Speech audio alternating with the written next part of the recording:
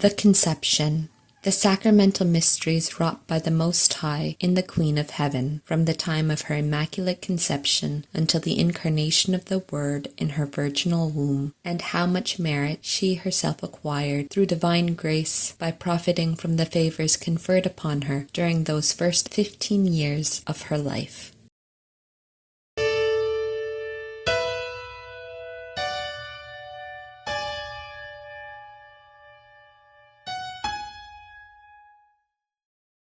Introduction to the Life of the Queen of Heaven,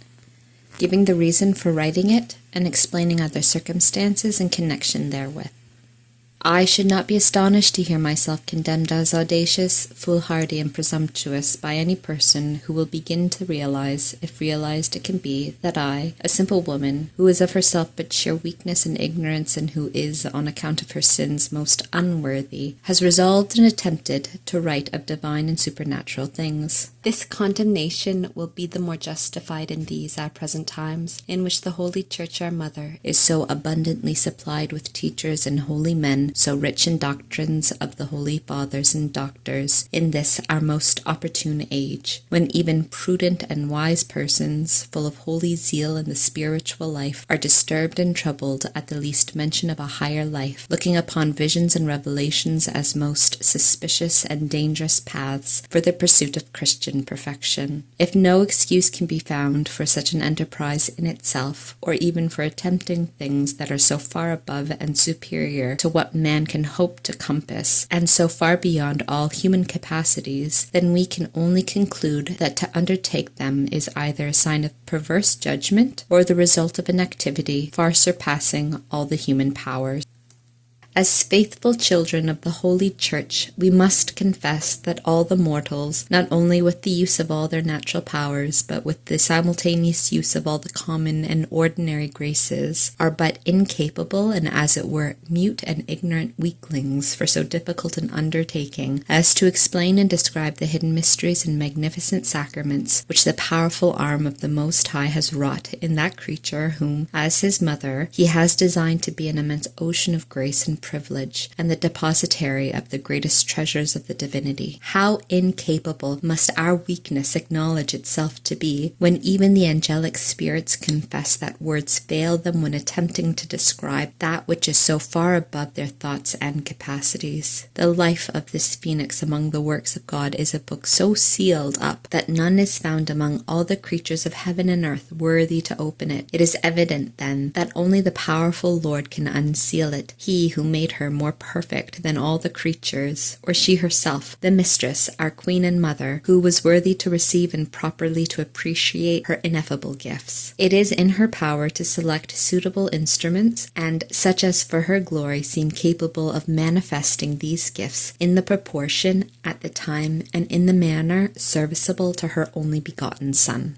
I would willingly maintain that these instruments can be no other than the teachers and learned saints of the Catholic Church, or the doctors of the schools, who have all taught the way of truth and life. But the thoughts and the judgments of the Most High are exalted as much above our own as heaven is exalted above the earth, and no one knows his mind, and no one can counsel him in his works. He it is that holds the scales of the sanctuary in his hands, and who weighs the winds, who grasps in his hands all the orbs, and who, by the equity of his most holy counsels, disposes of all things with weight and measure, assigning to each one opportune time and place. He dispenses the light of wisdom, and by his most equitable bounty he distributes it, and no one can ascend to the heavens to draw it down, or fetch it from the clouds, or know its ways, or investigate the hidden path thereof. He alone observes it as it is in itself, and transfuses it as the vapor and emanation of his immense charity, as the brightness of his eternal light, as the flawless reflection and image of his eternal bounty, through holy souls among the nations, in order to make them friends of the Most High and constitute them as prophets. The Lord alone knows why and for what purpose he thus prepared me, the last of his creatures, why he thus called and raised me, obliged and compelled me to write the life of his most holy mother, our Queen and Lady.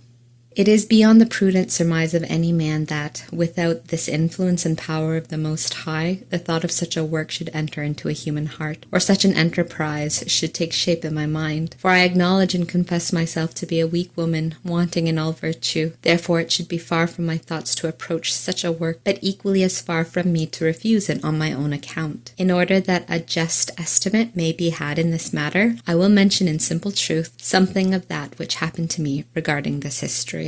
In the 8th year after the foundation of this convent, in the 25th of my life, obedience imposed upon me the office which I unworthily hold at the present day, namely, to be the abbess of this convent. I found myself much troubled, sorrowful, and discouraged, because neither my age nor my inclinations were such as are requisite for governing and commanding, but they were rather such as befitted one who should be governed and obey. I knew also that in order to invest me with this office a dispensation had been obtained. On account of these and other just reasons, the terrors with which the Most High has crucified me during all my life were much augmented. In addition thereto, God left me in dreadful doubt whether I was on the secure path, or whether I should obtain or lose his friendship and grace. In this tribulation I cried to the Lord with all my heart, that he help me, and if it be his will, that I should be freed from this danger and burden. Although it is true that the Lord had prepared me some time beforehand, and commanded me to accept the office, and although when I tried to excuse myself on account of my pusillanimity, he always consoled me, and reiterated his command, I nevertheless did not cease my petitions, but rather augmented them. For I perceived and understood in the Lord that, although he showed this to be his holy will, which I could not hinder, yet I was aware at the same time that he left me free to retire and resist, and if I wished to act according to my weakness as a creature, and in the consciousness of my total insufficiency. Such is the prudence of the Lord in his dealings with men. Relying on this kindness of the Lord, I increased my efforts to be relieved from this evident danger, which is so little estimated by our human nature, with its bad habits and disorderly passions. The Lord, however, repeated continually that it was his will, and he consoled me, admonishing me through his holy angels to obey.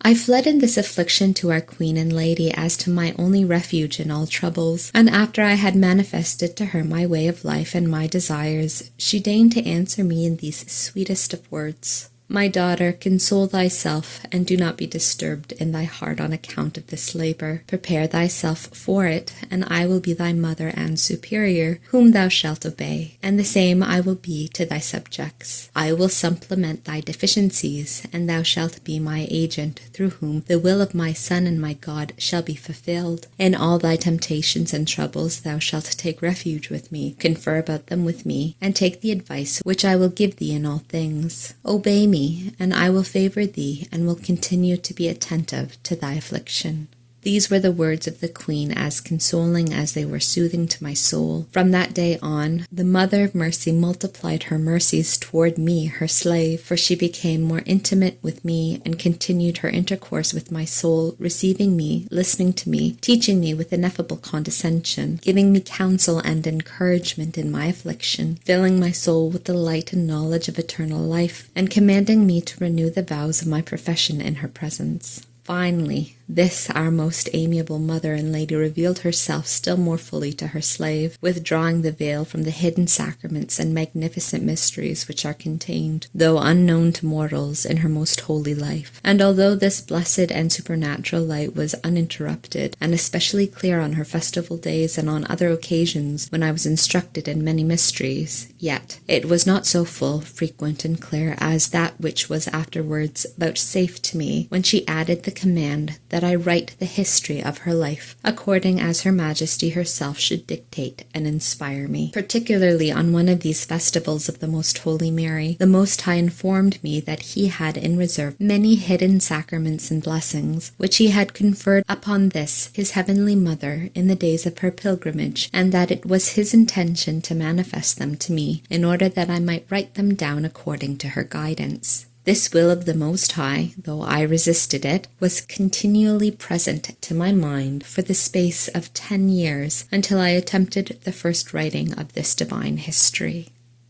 Consulting about my doubts with the holy princes and angels whom the Most High had appointed to direct this work of writing the history of our Queen, and manifesting to them how great was my disturbance and affliction of heart, and how stuttering and mute was my tongue for such an arduous task, they replied over and over again that it was the will of the Most High that I write the life of his most pure mother and our mistress. On one day especially, when I made many objections and declared to them my difficulties and my incapability and great fears, they spoke to me these words: With good reason thou fearest and art disturbed, O soul, doubtest and hesitatest in a matter where we angels ourselves would do the same, as considering ourselves unable worthily to describe the high and magnificent doings of the Omnipotent in the Mother of Piety and our own Queen. But remember, dearest soul, that the firmament, the whole machinery of the world, and all things created will sooner fail than the words of the Most High. Many times he has promised to his creatures, and in the Holy Scriptures it is recorded, that the obedient man shall speak of victories over his enemies, and shall not be reprehensible in obeying. And when he created the first man and gave him the command not to eat of the tree of knowledge, he established the virtue of obedience, and swearing he swore in order to give greater assurance to man. For the Lord has repeatedly given such an oath. For instance, when he promised to Abraham that the Messiah should descend from his race, he added thereto the assurance of an oath. The same he did when he created the first man, assuring him that the obedient shall not err. He also repeated this oath when he ordained that his most holy Son should die, and he gave a like assurance to men, that they who should obey this second Adam, imitating him in the obedience by which he restored what the first lost through his disobedience, shall live forever, and that the enemy shall have no part in them. Remember, Mary, that all obedience takes its rise from God as from its first and principal source, and we angels obey the power of his divine right hand and his most just will.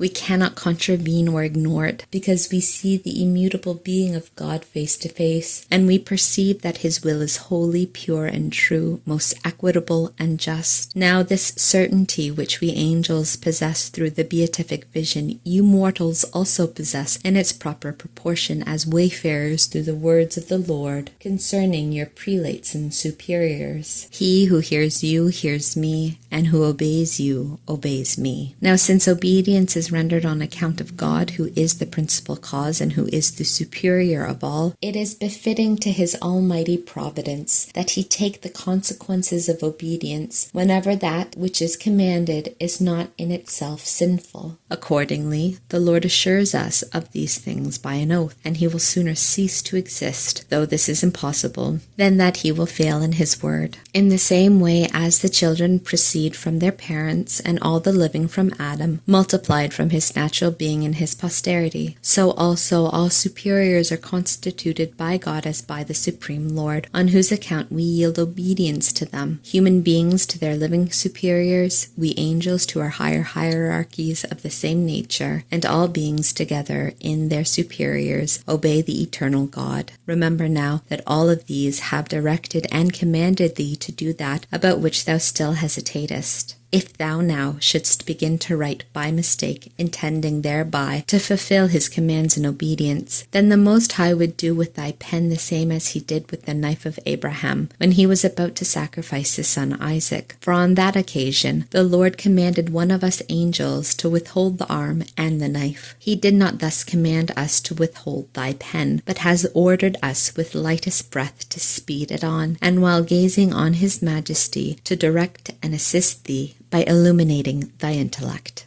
Such encouragement and instruction my holy angels and lords gave me at this time. On many other occasions the Prince St. Michael informed me of the same wish and command of the Most High. By the continual enlightenments, favors, and instructions of this great Prince, I have understood great sacraments and mysteries of the Lord and of the Queen of Heaven, for this angel was one of those who guarded and assisted her, and who were delegated from the angelic choirs, as I will relate in its place. He is at the same time the general patron and protector of the Holy Church. He was a special witness and faithful minister of the mysteries of the Incarnation and Redemption. This I have often heard of St. Michael himself, who showed me singular favors in my troubles and dangers, and has promised me his assistance and direction in this undertaking. In addition to all this and other facts which need not here be mentioned, and in addition to what I shall say farther on, the Lord has directly, in his own person, commanded and manifested to me his will many times, and in words which I shall presently repeat. He said to me one day, on the festival of the presentation of Most Holy Mary in the temple, "My spouse, many mysteries pertaining to my mother and the saints have been made manifest in the church militant, but many are still hidden, especially the interior secrets of their lives, and these I wish now to make known. And I desire thee to put them down in writing according as thou art directed by the most pure Mary. I will reveal and explain them to thee, for until now I have, according to the hidden designs of my wisdom, kept them in reserve, because the time for revealing them was not befitting or opportune to my providence. Now, however, it is, and it is my will that thou write. Obey, soul."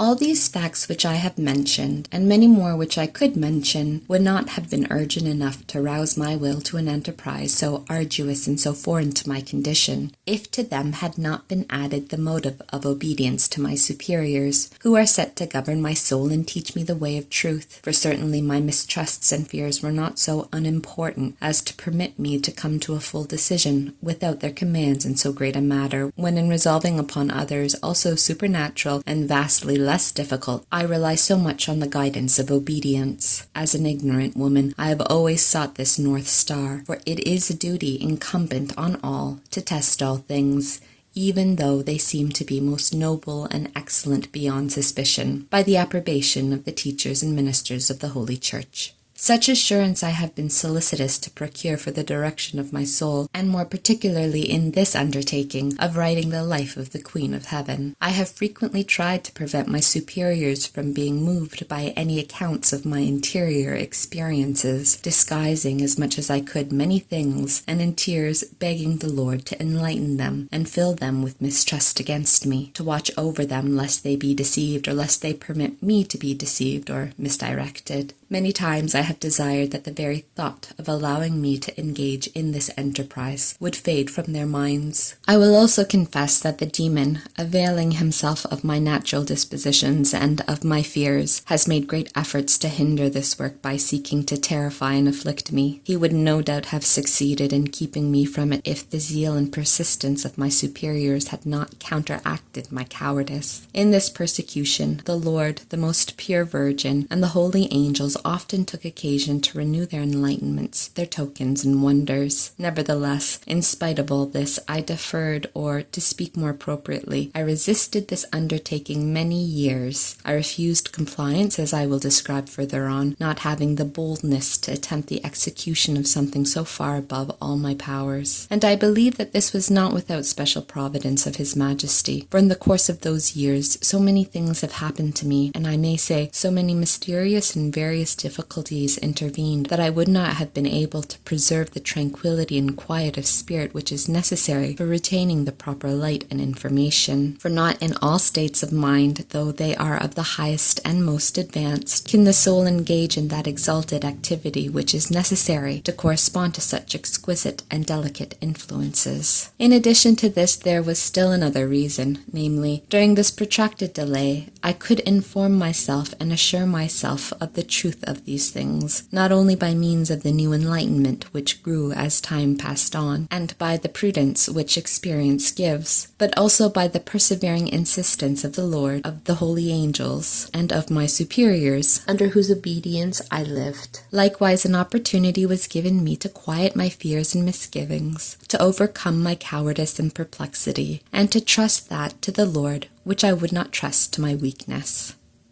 Confiding then in the great virtue of obedience, I resolved in the name of the Lord and of my Queen and Mistress to lay aside my reluctance. I call this virtue great, not only because by it the most noble activities and the faculties of a creature, namely the mind, the judgment, and free will, are offered as a holocaust to the Lord, but also because no other virtue ever assures success more unfailingly than obedience, for by it the creature then does not operate of itself alone, but also as an instrument of him that governs and commands. This was the assurance of Abraham when he overcame the force of the natural love for his son Isaac, and if it was sufficient for such an act, and sufficient to detain the sun and the heavens in their swift course, it can certainly be sufficient to influence the movement of the earth. Perchance if the hand of Uzzah had been guided by obedience, he would perhaps not have been punished as presumptuous in touching the ark. Well do I know that I am more unworthy than Uzzah in stretching out my hand to touch, not the lifeless and figurative ark of the Old Covenant, but the living ark of the New Testament, which contained the manna of the divinity, the source of grace, and the new law. But if I remain silent, I fear with good reason to disobey Most High commands, and I could exclaim with Isaiah, Woe is me because I kept my peace. Therefore, O my Queen and Lady, it is better that thy benignest goodness and mercy and the blessings of thy liberal hand should shine forth through my base and unworthy efforts. It is better that I should experience thy blessings in obeying thy commands than that I should fall into thy displeasure. It will be a work of thy clemency, O purest Mother, to raise the poor from the earth, and to execute through a weak and unfit instrument a work so difficult, for thereby thou shalt magnify thy condescension and the graces which thy most holy Son communicates to thee. Moreover, thou thereby shalt exclude that deceitful presumption which might make us imagine that by human efforts, or by earthly prudence, or by the force and authority of deep discussion, this work is accomplished. Thou thereby showest that by divine virtue thou awakenest anew the hearts of the faithful, drawing them toward thee, thou fountain of kindness and mercy. Speak therefore, O Lady, that thy servant may hear with an ardent desire fully to obey thee. But how can my desires ever reach or equal my indebtedness? A befitting response on my part will be impossible, but if it were possible, I would desire to give it. O powerful and exalted Queen, fulfill thy promises by manifesting to me thy graces and attributes, in order that thy greatness may be made known and heralded through the nations and generations. Speak, O Lady, for thy servant heareth. Speak and magnify the Most High in the powerful and wonderful works which his right hand performed for thee in thy most profound humility. Let them flow from the hollow of his hands filled with hyacinths into thine, and from thine to thy devout servants, in order that the angels may bless him, the just magnify him, and the sinners seek him. Let all of them see the example of thy highest sanctity and purity, and by the grace of thy most holy Son, let me be favored with this mirror and efficacious rule, by which I can set my life in order, for this is to be the principal purpose and first object of my solicitude in writing thy life. This thou hast repeatedly intimated to me, condescending to offer me a living pattern and a mirror without flaw, in which I should see, and according to which I should adorn my soul, so as to become worthy to be thy daughter,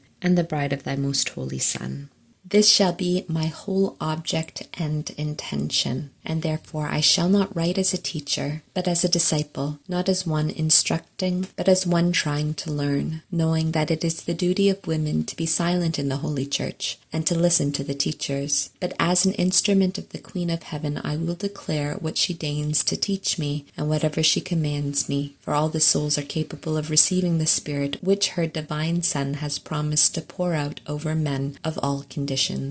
The souls are also able to communicate it in a befitting manner whenever a higher authority, acting according to the dispensations of Christ's Church, so disposes. I am now convinced that the Church has authorized this history through my superiors. That I should err is possible, and to an ignorant woman natural, but then I err while obeying and not acting of my own free will. Thus I remit myself and subject myself to those who are my guides, and to the correction of the Holy Catholic Church, to whose ministers I fly in all my difficulties. And I wish that my superior, teacher, and confessor be a witness and a censor of this doctrine which I receive, and also a severe and vigilant judge of the manner in which I put it into practice, or fail in the fulfilling of the obligations consequent upon this blessing.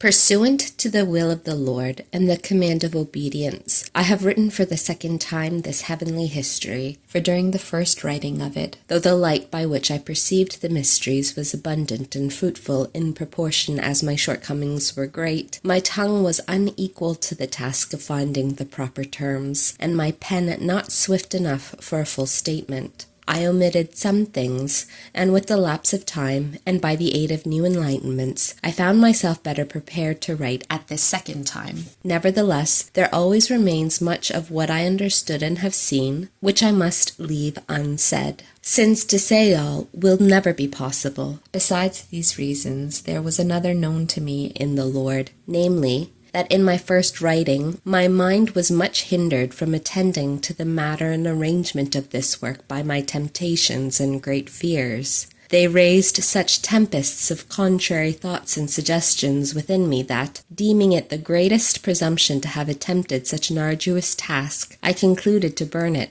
And I believe that this did not happen without the permission of the Lord, for in the turbulency of my soul I could not present myself in a state entirely befitting and desirable to the Lord for writing and engraving into my heart and spirit his doctrine, as he commands me to do now, and as can be seen from the following event. On one of the festival days of the purification of Our Lady, after having received the most holy sacrament, I wished to celebrate this holy festival, which was the anniversary of my profession, with many acts of thanksgiving and of total resignation to the Most High, who, without any merits of mine, had chosen me as his spouse. While I was thus exciting these affections, I felt in my interior a most powerful change, accompanied by abundant light which raised me and urged me strongly and sweetly toward the knowledge of the essence of God, his goodness, perfections, and attributes, and to the disclosing of my own misery. And these different things which were placed before my understanding at one and the same time produced in me various effects. The first was that all the attention of my mind and all my aspirations were raised on high. The other effect was that I was humbled in mind to the very dust, in such a way that it seemed to take away my own existence.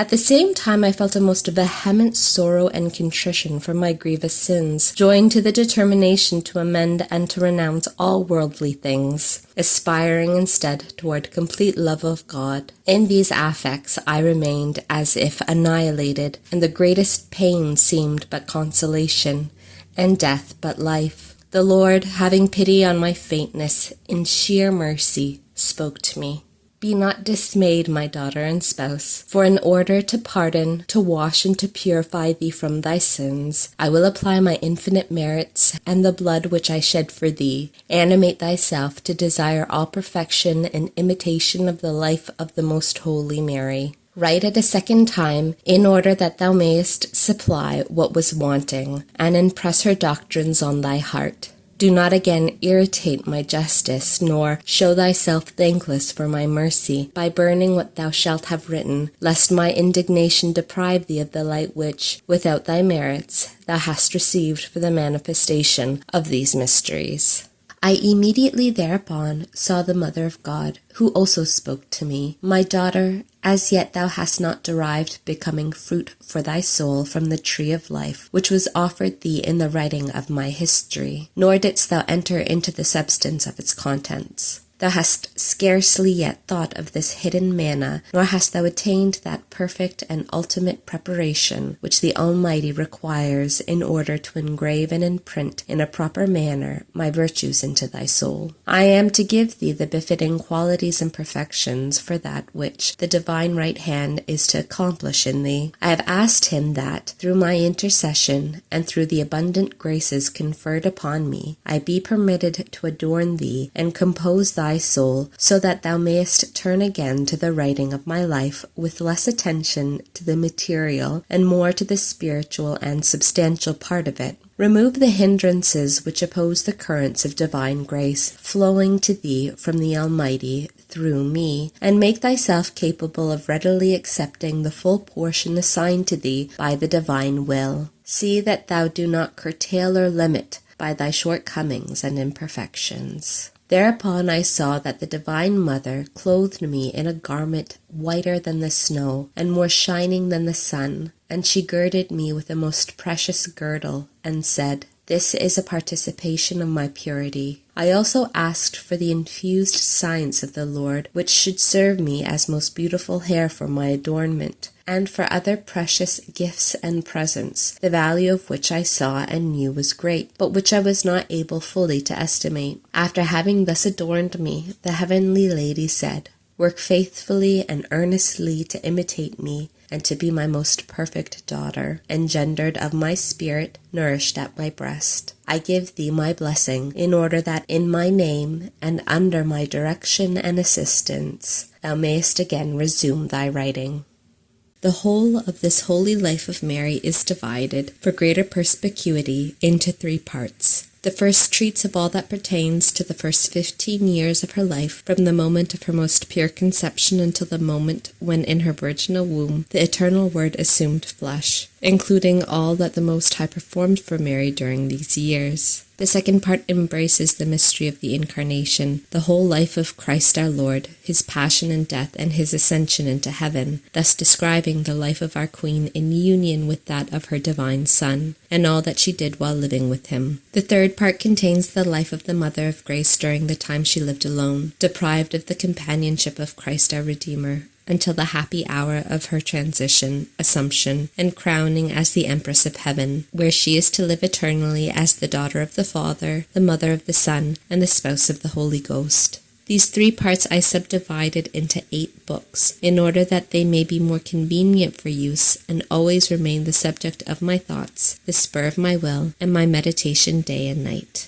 In order to say something of the time in which I wrote this heavenly history, it must be noticed that my father, Brother Francis Coronel, and my mother, Sister Catherine de Arana, my parents, founded in their own house this convent of the Discalced Nuns of the Immaculate Conception, by the command and the will of God, which was declared to my mother, Sister Catherine, in a special vision and revelation. This foundation took place on the octave of the Epiphany, January 13th, 1619. On the same day we took the habit, my mother and her 2 daughters, and my father took refuge in the order of our seraphic father St. Francis, in which 2 of his sons had already been living as religious. There he took the habit, made his profession, lived an exemplary life, and died a most holy death. My mother and myself received the veil on the day of the purification of the Queen of Heaven, on the 2nd of February, 1620. On account of the youth of the other daughter, her profession was delayed. The Almighty, in his sheer goodness, favored our family so much that all of us were consecrated to him in the religious state. In the 8th year of the foundation of this convent, in the 25th of my age, in the year of our Lord 1627, holy obedience imposed upon me the office of abbess, which to this day I unworthily hold. During the first 10 years of the time in which I held this office, I received many commands from the Most High and from the Queen of Heaven to write her holy life, and I continued in fear and doubt to resist these heavenly commands during all that time until the year 1637, when I began to write it the first time. On finishing it, being full of fears and tribulations, and being so counseled by a confessor, who directed me during the absence of my regular confessor, I burned all the writing, containing not only this history, but many other grave and mysterious matters, for he told me that women should not write in the church. I obeyed his commands promptly, but I had to endure most severe reproaches on this account from my superiors and from the confessor who knew my whole life. In order to force me to rewrite this history, they threatened me with censures. The Most High and the Queen of Heaven also repeated their commands that I obey. During this second writing, so abundant was the light concerning the divine essence, so copious were the blessings of the divine right hand for the renewal and vivification of my soul in the teachings of my heavenly Mother, so perfect were the instructions and so exalted were the sacraments communicated to me, that it was necessary to write another book in connection with this history, the title of which will be Laws of the Spouse,